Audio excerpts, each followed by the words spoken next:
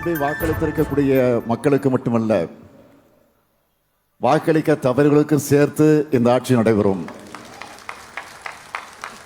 அதையும் தாண்டி சொல்றேன், வாக்களிச்சவங்க மகிழ்ச்சி அடையணும். வாக்களிக்க தவறியவங்க இப்படிப்பட்டவருக்கு வாக்களிக்காம தவறிவிட்டோமே என்று வருத்தப்படணும்.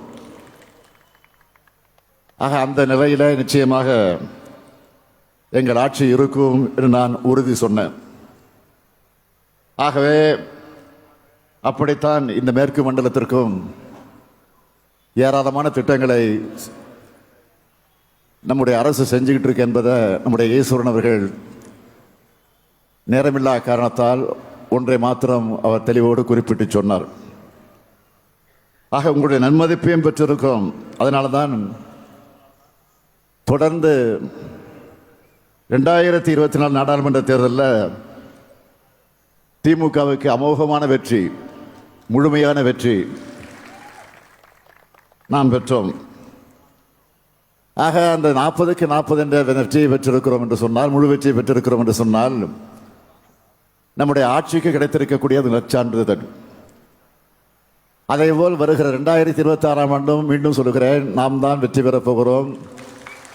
நம்முடைய அணிதான் வெற்றி பெறப் போகிறது. நிச்சயம் அது தொடரும். ஆனால் ஒன்றிய அரசு, இன்றைக்கு மோடி தலைமையில் இருக்கக்கூடிய ஒன்றிய அரசு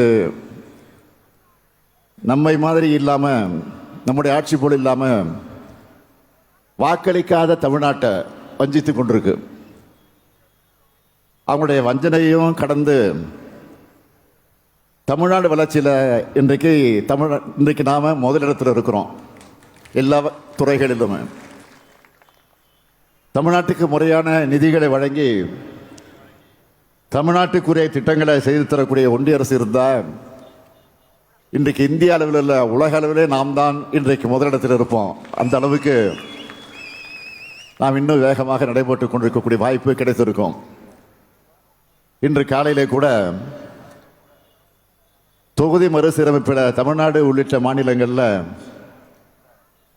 பாதிக்கப்படாத என்ற உறுதியை மாண்புமிகு பிரதமர் அவர்கள் வழங்கணும்னு நான் கோரிக்கை வச்சேன்.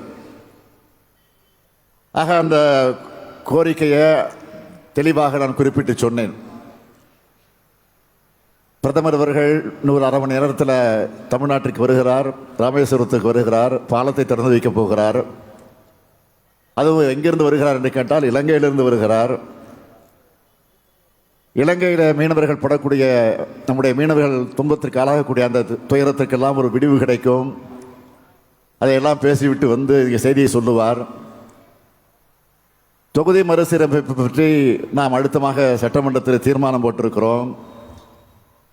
அனைத்து கட்சி, தமிழ்நாட்டில் இருக்கக்கூடிய அனைத்து கட்சி தலைவர்கள் எல்லாம் அழைத்து விவாதித்திருக்கிறோம். அதற்கு பிறகு தென் மாநிலங்கள் மட்டுமல்ல, வட மாநிலத்தில் இருக்கக்கூடிய சில மாநில தலைவர்களும், 7 மாநில தலைவர்கள், 3 முதலமைச்சர்கள், பல்வேறு துணை முதலமைச்சர்கள் பங்கேற்கக்கூடிய இன்னொரு கூட்டத்தையும் கூட்டி கடந்த 22ஆம் தேதி அன்று அந்த கூட்டத்தை கூட்டி அதிலே தீர்மானம் போட்டு பிரதமரை சந்திக்க நேரம் கேட்டிருக்கிறோம். இன்னும் இதுவரை ஒப்புதல் வரவில்லை.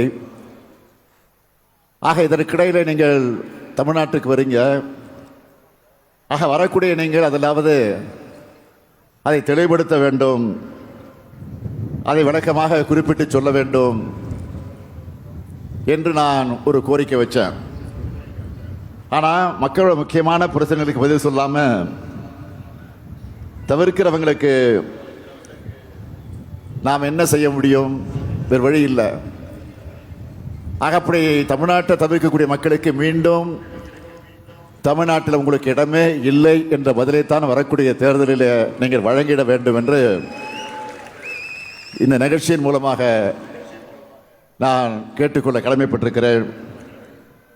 கொங்கு கலைக்குழு சார்பில் நடந்திருக்கக்கூடிய இந்த வள்ளிக்கும்மி கலை விழா கலை வளர்ச்சிக்கும் அதன் மூலமாக தமிழ் பண்பாட்டுக்கும் தமிழ் பண்பாட்டுடைய வளர்ச்சிக்கும் தமிழர் ஒற்றுமையாக இருக்க வேண்டும் என்ற அந்த உணர்வோடு இது விளங்கிட வேண்டும் என்று நான் கேட்டுக்கொண்டு, எந்த ஒரு கலையும் சமூக முன்னேற்றத்திற்கும் நல்லிணக்கத்திற்கும் துணையாக அமையணும்.